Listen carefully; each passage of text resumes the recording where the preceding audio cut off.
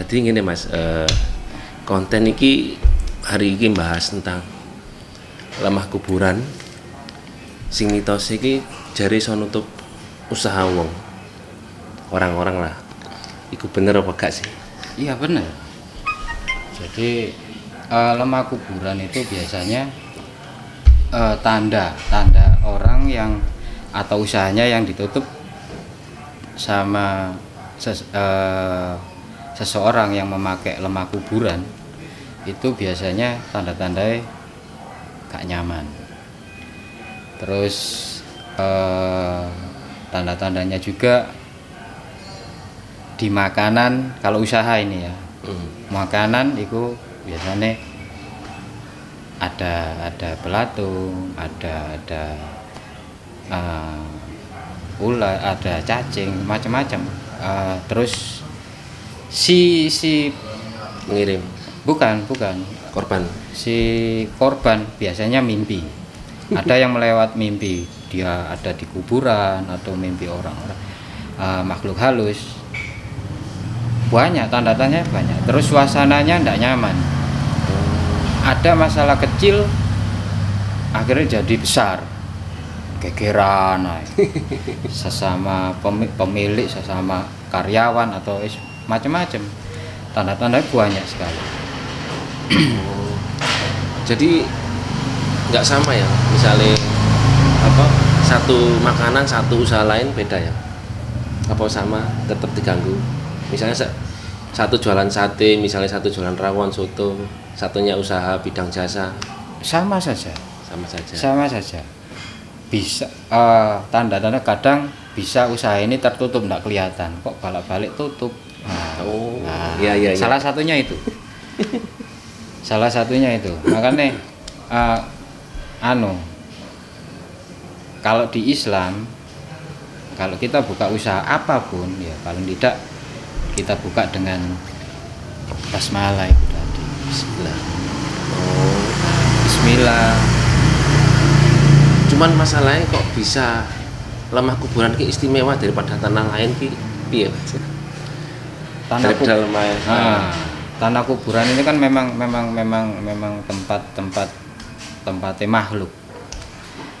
Tempat makhluk. Jadi kalaupun kita berusaha untuk menangkalnya ya bisa dengan menangkal secara mandiri atau memakai jasa orang yang bisa, itu pun bisa.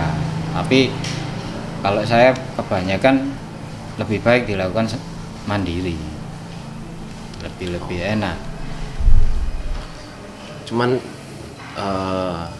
contoh yang punya usaha ini gak bisa doa. Nah, dia berdoa sendiri sama didoakan sama nggak kekuatannya? Kalau masalah doa, kalau yang mendoakan selalu stay, tidak ada masalah. Kalau Mas Testa ini Tiap hari istiqomah gitu ya? harus istiqomah. Meskipun jauh? Nah, kalau jauh beda lagi. Beda ya? Beda. Kalau jauh itu arahnya nanti ke orang tua yang mendoakan itu bisa. Tapi yang bagus kalau kita mau buka, diusahakan setelah sholat subuh kita misalkan buka. Nah, setelah sholat subuh kita sudah mulai baca istiqomah Bismillahirrahmanirrahim, paling tidak itu minimal itu. Nah, kalau lebih komplitnya ya Fatihah itu dibuka. Jadi Fatihah dibuka, kita bertawasul ke Kanjeng Nabi dan dilanjutkan dengan bersedekah. Kalau untuk usaha. Tadi kan sampai bilang di tanah kuburan ini banyak makhluk ya. Banyak positif apa negatif ya Mas? Kalau di kuburan, di istilahnya memakai tanah kuburan itu energinya energi negatif. Bukan pokoknya enggak bagus. Enggak bagus. Makanya kalau kan orang menaruh lemah kuburan ini kan enggak tahu ditaruh di mana. Cara menanggulangi yang utama ya di depan. di depan usaha kita diambil tanah segenggam. Istilahnya ini perwakilan. Perwakilan aja enggak ada masalah itu. Itu ditawasuli, istilahnya di ruqyah. Ruqyah itu kan bermacam-macam, paling tidak ya itu mau dimulai dari Fatihah, surat Al-Falaq, Anas, ayat kursi, dan ditambahi surat-surat lain-lainnya kan banyak. Oh gitu ya. Minimal seperti itu. Balik Baru tanah tersebut dikembalikan. Nah, kita kan tidak tahu iya. kuburan mana yang diambil. Nah, tidak ada masalah. Kita buang di kuburan yang terdekat. Nah, Bebas agamanya ya. Bebas. Untuk agama bebas. Jadi untuk masalah mendoakan ini bisa menurut agamanya, kepercayaannya masing-masing. Nah, tapi kalau di Islam ya itu tadi. Nah, Cuman untuk waktu ngirim, kira-kira sama makhluknya ini barternya apa mas? Kayak ngasih makan apa ngasih tumbal gitu gimana? enggak. Yang pengirim. Kalau kita sudah mengambil tanah di depan rumah itu tadi, kan perwakilan. Nah, kita kembalikan ke tempatnya, ke kuburan itu tadi. Makhluk itu kembali, tidak tahu ini dari asal kuburan mana, tidak tahu. Tapi kita sudah mengembalikan, tapi tetap ada niatan, diniati, gitu loh. Nah, setelah didoai, ditawasuli, pokoknya di ruqyah itu tadi, terus diniati, kita niatnya kan untuk mengembalikan, kembalilah ke alammu, ke tempatmu yang semula. Jadi istilahnya kita ini mengembalikan. Ya ya. Yang tadi mas, aku penasaran barternya pengirim. Kalau barternya pengirim, Nah dengan makhluknya itu loh. nah Itu gini, makani apa ngasih tumbal gimana? biasanya makhluk itu kalau diambil sama si dukun, Nah, nah ini kalau ditangkap dukun, dia ini kalau tidak mau disuruh disiksa. wih, ngeri ya. Yang nyiksa Dukune. dukune. Nah, tapi kebalikannya, kalau kalah kuat istilahnya, ini orang usahanya dibersihkan. Nah, di ruqyah itu mau. Kan makhluk ini kan kesakitan, kelaran. Baca dikei uyah brosok, dikei macam-macam. Nah, terutama media itu ya uyah brosok juga. Kak weh kasar tuh ya. Ya grosok itu ya kasar. Nah, itu makhluk halus kalau dikasih garam grosok ini, dia merasa kepanasan, merasa tidak nyaman. Nah, merasa sakit semua. Terus apalagi ada doa, dia merasa panas, tidak nyaman, tersiksa. Nah, ini nantinya kalau kembali Gantian yang si dukun, disiksa. nah disiksa, dia ini balas dendam. Aku dilarani, aku ya apa carane bales nanggone si dukun. Nah, dukun ya kena balesane, dibales sampai makhluk. Apalagi kalau kita sudah jangan sekali-sekali melakukan perjanjian sama makhluk halus atau setan, bahaya. Meskipun positif ya. Meskipun positif, karena positif kalau menurut saya, kalau sama setan tidak ada positifnya. Masalahnya yang namanya setan itu bujuan. Jadi gak tahu ngomong bener, saiki ngomong A dilungkas. Nah, wis gak mungkin bener. Janji manis. Janjinya manis dong, tapi belakangnya mendol. Nah, itu perjanjiannya. Kalau kita sudah melakukan perjanjian sama makhluk setan atau jin, itu sampai mati nggak bisa. Karena cucu. Enggak. Sama yang perjanjian ini aja. Lain lagi kalau perjanjiannya ke sampai anak cucu, lain lagi. Oh nanti bahas konten selanjutnya ya. Iya, beda. Itu ada tingkatan tersendiri. Jadi kalau kita sudah berjanji, hanya kita, ya wis, kita yang bertanggung jawab nanti. Iya, iya, iya. Kalau dukun, biasanya makhluk yang ditangkap dukun dulunya dia juga melakukan seperti itu. Biasanya seperti itu. Gantian ya, Karma. Nah, kebanyakan biasanya itu makhluk yang diambil sama dukun, makhluk biasanya mati-mati sih nggak jelas. Mati yang belum waktunya, entah itu tabrak, entah itu dibunuh. Nah, itu biasanya sakno lek ketangkep dukun mesti disiksa lek gak gelem.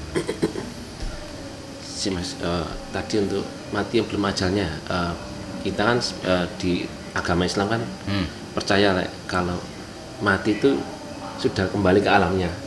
Nah itu kok bisa tangkap dukun nih? Iya ceritanya karena belum waktunya. Kalau dia sudah waktunya meninggal, dia sudah mendapatkan tempat. Contoh kayak orang tabrakan atau bunuh diri. Iya. Bunuh diri ini kan belum saatnya meninggal. Nah, itu arwahnya ya tetap di situ. Sebetulnya tetap di situ kalau tidak ditangkap sama dukun atau dia mencari tempat yang nyaman. Nah,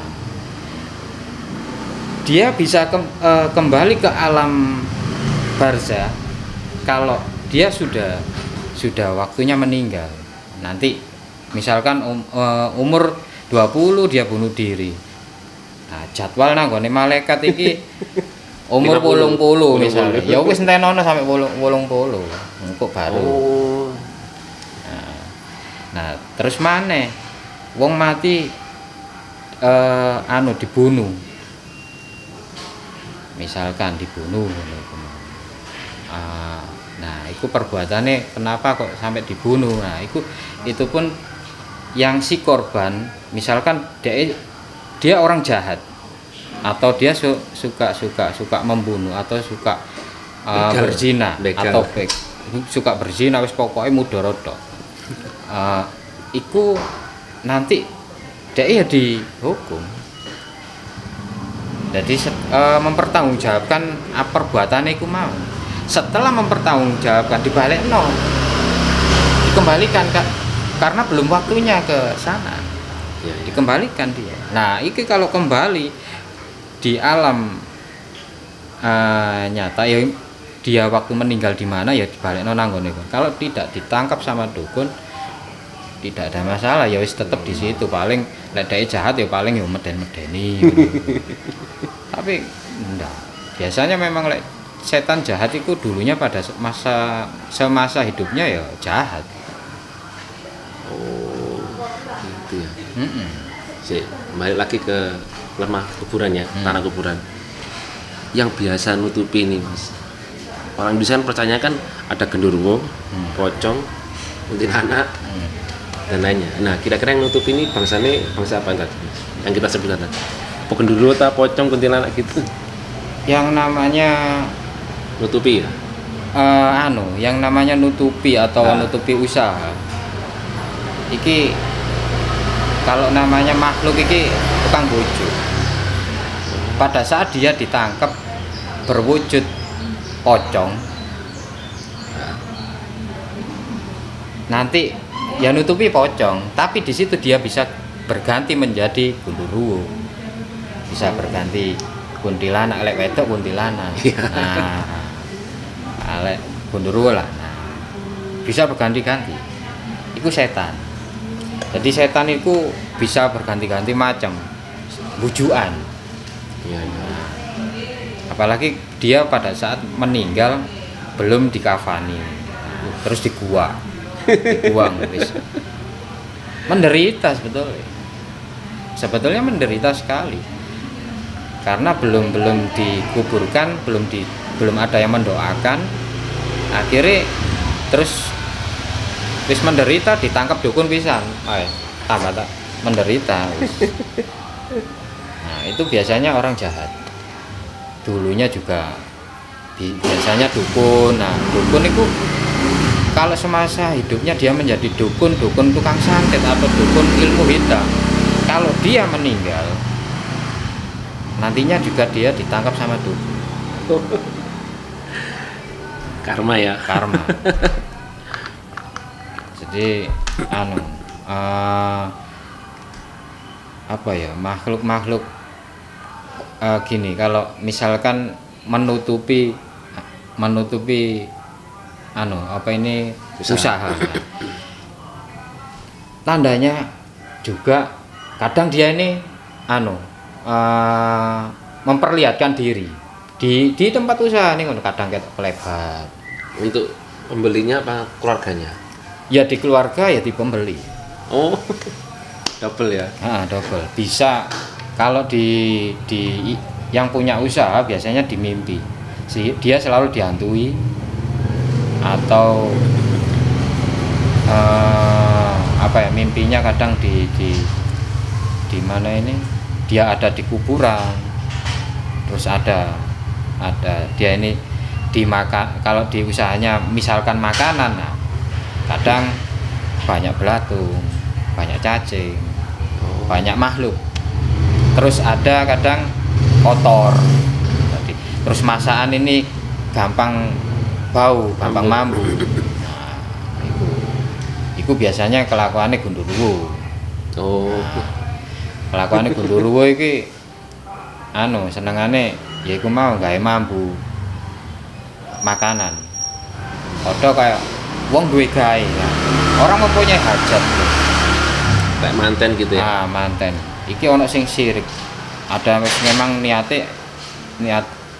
elek, mudah balas dendam atau pokoknya ada masalah dengan si mempunyai hajat ini. Kadang dia pergi ke dukun minta supaya acara ini gagal atau acara ini tidak berjalan dengan mulus.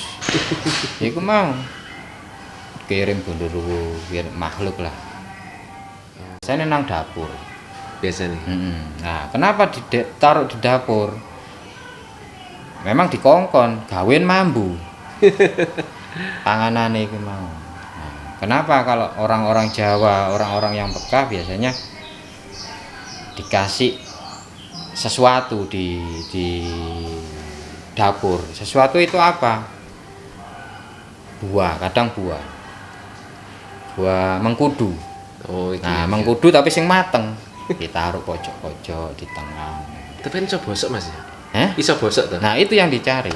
Nah, gundurwo paling anti sampai itu, gak wani. Penangkalnya itu mengkudu. Oh alah. Cuman kadang ya gak habis pikir ya, orang-orang iri gini. Padahal rezeki iki wis dibagi rata. Apa wis peteng ati Mas ya? Pengen sugih ta piye ngono. Ya jelas, karena iri, karena ini kan laris. Banyak pengunjung. Nah, akhirnya setan yang datang. Bisi. Apa meneh iki gak sembayang ngene iku. Wong sing sembayang ae sik kenek. Iso digudhok. Digudhok apa meneh gak sembayang, gak beribadah sama sekali. Terus tidak percaya Tuhan atau apa. Wah, wis, dia pasti larinya ke dukun. Makanya instan. Aku duwe jange buka iki. Ya apa aku gawene penglaris supaya laris. Piro? Bayar. Nah, di situ ditaruh makhluk. Taruh makhluk supaya laris memang. Tapi ada permintaan. Tak gawene penglaris, sampean laris sok sugih sok koyo ngene. Wani ngek tumbal. Nah, misale nekat, ya wani aku tumbal. Waduh. Sopo? Lho. Ya nang nggone keluarga atau molek nang keluarga. Wong liya ae tapi tak kei tumbal sampean, tapi wong liya bisa. Nek nang nggone keluarga ya bisa. Nek keluarga entek, dheke terakhir. Mangan dhek dhewe. Iya. Tetap ditagih tiap tahun. Ditagih pasti itu. Perjanjiannya berapa tahun sekali ngasih korban, ngasih tumbal. Wah, bahaya. Itu bahaya sekali. Lek wis gawe tumbal itu. Segmen 2 persamaan lemah kuburan dan pesugihan ki sama apa enggak Mas? Lek bedanya di mana, sama-samanya di mana? Kalau lemah kuburan sama pesugihan itu beda. Kalau lemah kuburan sifatnya untuk merusak usaha supaya tidak laku. Pembelinya pindah. Nah, supaya pembelinya pindah ke yang satunya, yang melempar lemah kuburan itu. Tapi kalau pesugihan ini itu ada tumbal, jadi ada korban kalau pesugihan itu. Jadi kalau pesugihan tidak ada tumbal, tidak akan berjalan. Itu suatu perjanjian antara makhluk setan sama manusia. Jadi makanya manusia kalau dia ngambil jalan pintas pakai pesugihan, nantinya dia ini kalau sudah ingkar janji sama perjanjian tumbal itu tadi, dia sendiri yang dimakan. Tapi kebanyakan ya endingnya kalau nggak gila mati, beneran Mas? Tapi ada yang sampai selamat. Kalau untuk selamat kemungkinan kecil. 10%? Tidak ada.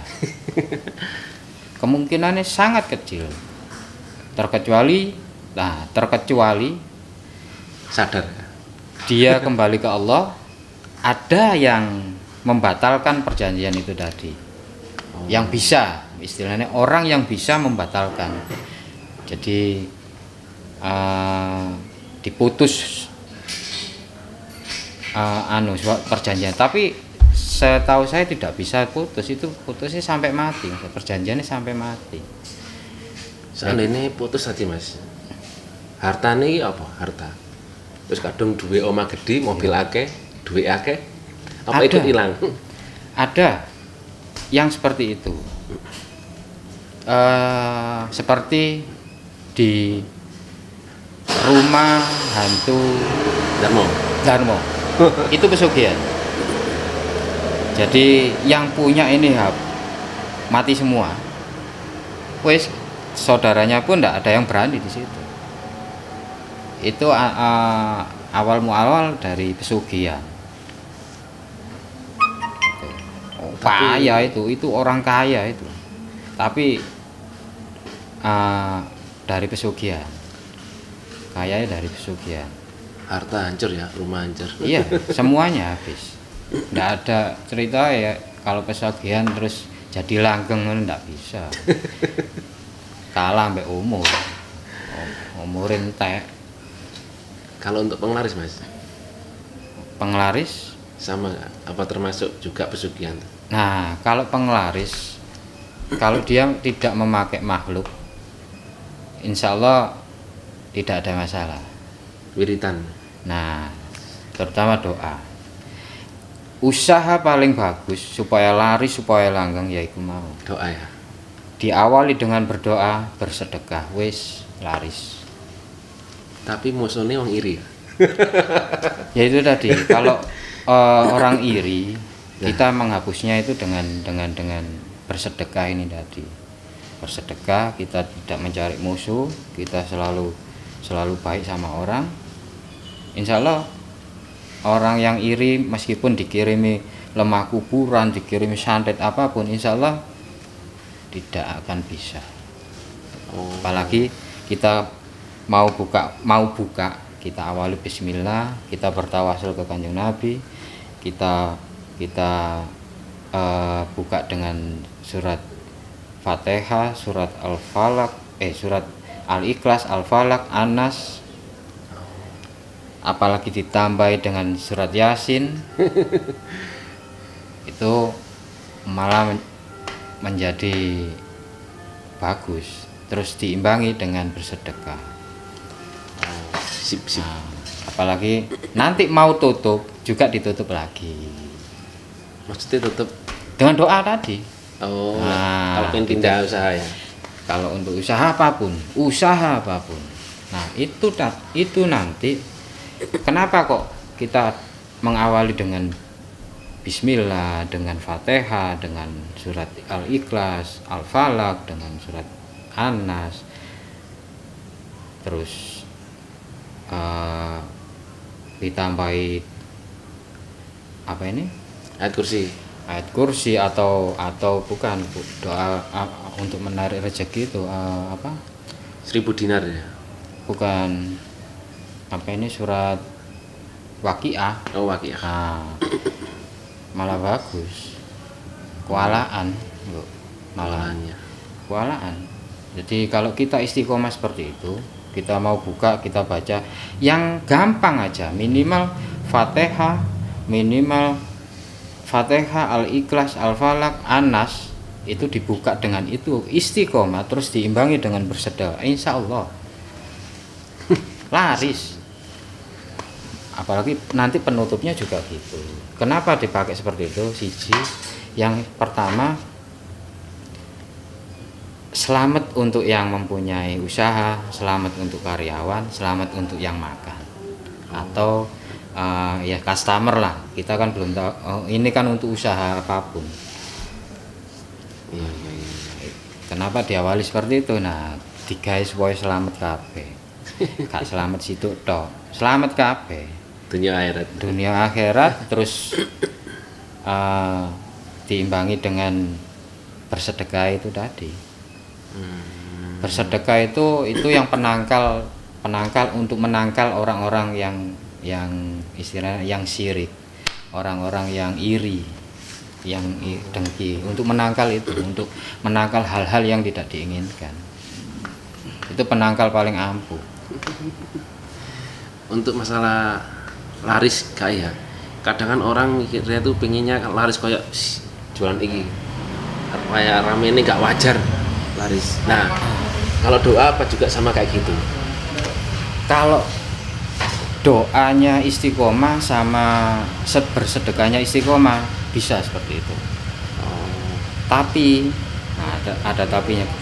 Kalau dia tidak memakai doa, memakai makhluk, nah beda lagi. Kalau memakai makhluk, kalau ada seseorang yang bisa melihat atau indra keenam terbuka atau indigo, pasti tahu di situ ada siapa. Dia memakai pocong atau memakai tuyul atau memakai makhluk apa saja, siapa yang diperintah sama dukunnya. Kadang kan orang ya apa ya berseuzon iki gak apik. Wih rame ini gak wajar. Nah, wah pasti gawe iku, pasti gawe. Nah, ini itu pun kalau kita makan di warung yang tidak wajar, diusahakan untuk berdoa. Jangan sampai makan sesuatu yang di tempat restoran atau depot yang laris tidak wajar, kita tidak berdoa. Kalau kita berdoa netral. Tapi kalau kita tidak berdoa, dia memakai makhluk di dalam ini, dia akan menjadi penyakit. Tapi kok iso nagih Mas ya? Iya, nagih. Tapi nantinya dari penyakit, entah itu nanti dia berkembangnya mbok nang ginjal, mbok nang nyerang jantung, mbok nyerang organ-organ vital. Untuk sementara nagih. Maka nih kalau kita diimbangi dengan doa, gak nagih. Gak kira nagih. Biasa lah, pengen ya beli. Nah, cuman ya aku mau. Itu bukan penyakit kayak kolesterol, diabetes bukan ya? Bukan. Iku kalau semuanya masalah dia apa ini? Diabetes, asam urat, gula. Apa ini? Sampai apa ini? Asam urat sampai kolesterol, ini kan pola makan. Pola makan lemak yang berlebihan. Tapi berlebihan ya gak oleh. Secukupnya ya enggak apa-apa. Oh, alah gitu ya. Iya. Segmen terakhir, tips dan trik bagi yang parno takut kalau dikasih lemak kuburan. Kalau bisa 2. Yang Islam sama non Islam. Nah, tips untuk pengusaha atau yang khawatir ditutup sama lemak kuburan, untuk yang Islam, untuk awal membuka usaha atau depot dan lain sebagainya diawali dengan basmalah. Bismillah. Ya, basmalah diimbangi dengan bersedekah. Terus untuk yang umum, untuk yang non-Islam, nah, dengan doa-doa yang menurut kepercayaannya masing-masing diimbangi dengan bersedekah juga. Oh, tetap sedekah ya. Tetap. Jadi bersedekah itu senjata paling ampuh. Meskipun orang sakit keras pun, kalau kita istiqomah untuk bersedekah, insya Allah sembuh. Semua agama. Semua agama. Nggak ada benda atau biar makhluk itu tadi hilang. Kalau Tadi kan seperti ada buah ya, buah mengkudu. kalau buah mengkudu itu kan untuk Genderuwo tadi ya. ya untuk Gundurwo. Tapi kalau biasanya kalau orang Jawa ini memakai istilahnya kejawen. Nah, orang kejawen ini memakai sapu lidi, tahu sapu gerang. Nah, sapu kerik. Tapi yang iya, lama, yang lawas, yang sampai hitam tinggal kecil gitu. Nah, itu senjata ampuh juga. Itu untuk menyapu dari dalam dibawa keluar. Itu paling bagus. Kepercayaan Jawa ya. Itu untuk biasanya orang Jawa memakai itu. Kenapa? Sapu lidi atau sapu gerang ini secara gaib dilihat dengan mata batin atau mata indera keenam itu sebagai cambuk api. Oh, Cambuk api. Kenapa? Sering negatif ya. Iya. Jadi kenapa kok kita sebelum tidur kita harus bersihkan pakai Iya. sapu penebah. Nah, itu wajib. Kenapa? Supaya di tempat tidur, kita mau tidur supaya di situ tidak ditempati sama makhluk itu tadi. Makhluk halus. Jadi makhluk halus paling takut sama sapu lidi. Nggak sampai ditempati mas. Efeknya apa di tempat tidur? Nah, bisa mimpi yang Masuk mimpi ya? Ah, masuk mimpi terus nggak nyaman, nggak bisa tidur, gelisah. Nah, itu perlu disaponi. Nah, boleh sekali-sekali tempat usaha atau rumah pun kita pel pakai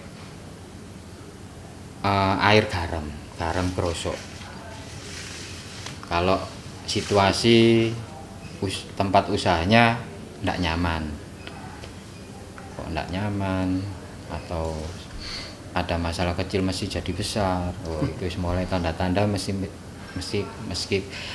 tanda-tanda kecil mesti ada. Jadi ya itu tadi dipel sama Uya Grosok, tapi jangan lupa tetap doa yang dimasukkan. Dari kepercayaan masing-masing ya. Ya,